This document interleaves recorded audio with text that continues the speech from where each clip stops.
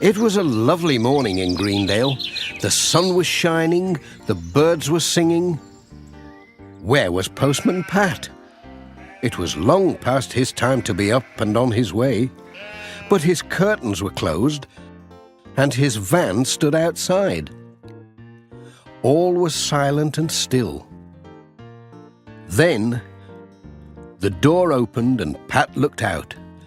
He looked sleepily at his watch. Oh dear, is it that time? He dressed and rushed out without any breakfast, and without his hat. He dashed back for his hat, fell over his cat, and landed in a heap on the doorstep. He picked up Jess and ran to his van, saying, "Come on, let's get moving, Jess. We're ever so late." He talked to Jess as they drove along the winding roads. What a start to the day. I wonder why that blooming alarm clock didn't go off. We'll have to see if Ted can mend it.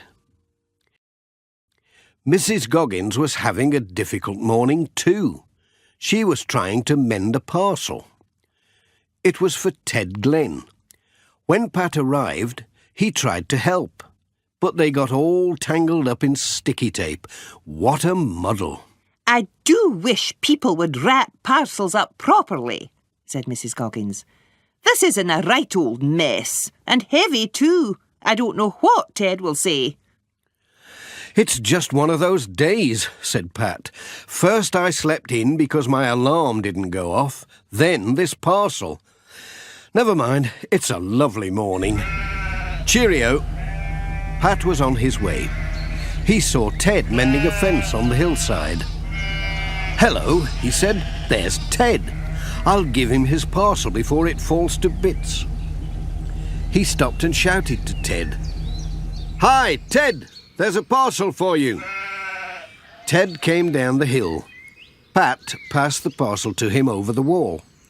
He was just saying, "Be careful, Ted, it's a bit loose," when, oops, it slipped and Ted dropped it. Oh no! Dozens of little balls and wheels and screws rolled away into the grass.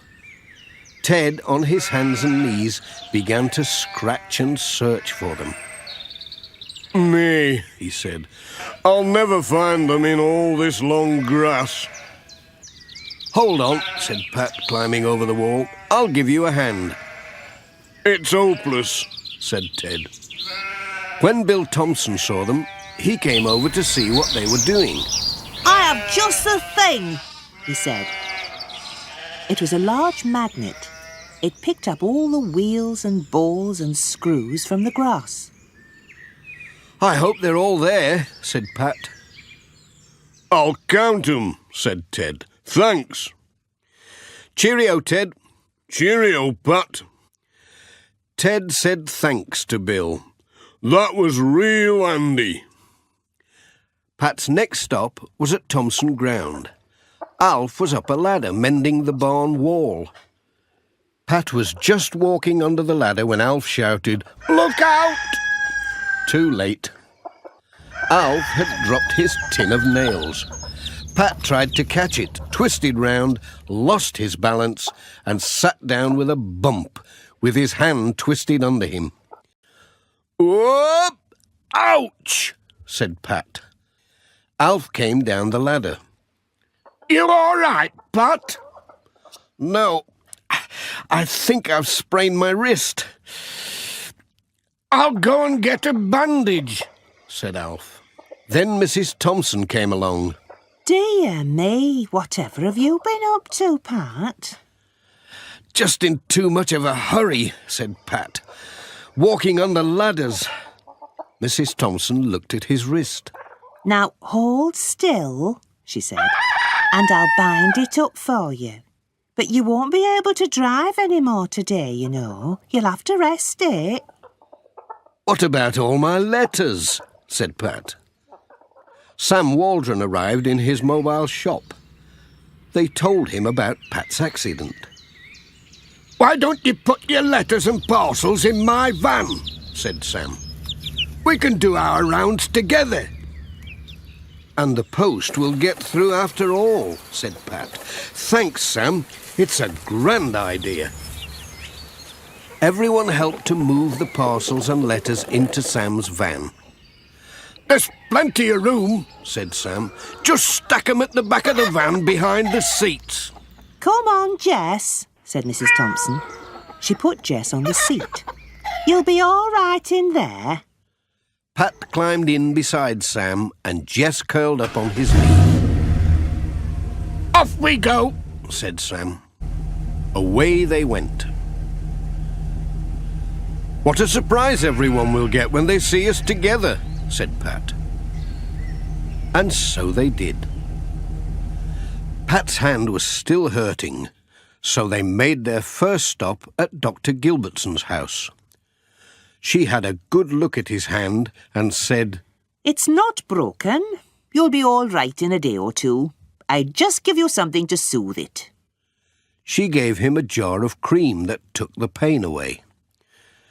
Thank you, Doctor, said Pat. Cheerio. On they went to Greendale Farm. What a good idea, said Mrs. Pottage when she saw them. We can get our post and parcels with our potatoes and peas. All the people of Greendale agreed with her, as Pat and Sam went on their way. The Reverend Timms, Miss Hubbard, Granny Dryden, George Lancaster, Peter Fogg, and all the children. Jess liked Sam's van too, because the smell of fish tickled his nose. At the end of the day, Sam gave Jess a kipper all to himself, and that turned a difficult day into a perfect day, as far as Jess was concerned. Postman Pat, Postman Pat, Postman Pat and his black and white cat.